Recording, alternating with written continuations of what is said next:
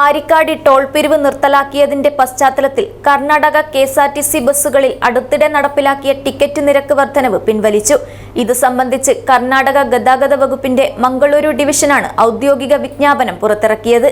കേരളത്തിലെ ഏറ്റവും വലിയ ടൈൽസ് ആൻഡ് സാനിറ്ററി വെയർ വിൽപ്പനക്കാരായ ABC group, ABC sales corporation, BC road, Kasaragod. ആരിക്കാടിയിലെ ടോൾ പ്ലാസ പിൻവലിക്കാൻ കേന്ദ്ര ഉപരിതല ഗതാഗത മന്ത്രാലയം നടപടിയെടുത്തതോടെ വർദ്ധിപ്പിച്ച ടിക്കറ്റ് നിരക്ക് പിൻവലിച്ച് കർണാടക കെഎസ്ആർടിസി. കർണാടക ഗതാഗത വകുപ്പിന്റെ മംഗളൂരു ഡിവിഷൻ വർദ്ധിപ്പിച്ച നിരക്ക് പിൻവലിച്ചുകൊണ്ട് പ്രഖ്യാപനം പുറപ്പെടുവിക്കുകയായിരുന്നു. കഴിഞ്ഞ 13-ന് കുമ്പള ആരിക്കാടി ടോൾ പ്ലാസയിൽ ഫാസ്റ്റ് ടാഗ് വഴിയുള്ള ടോൾ പിരിവ് ആരംഭിച്ചിരുന്നു.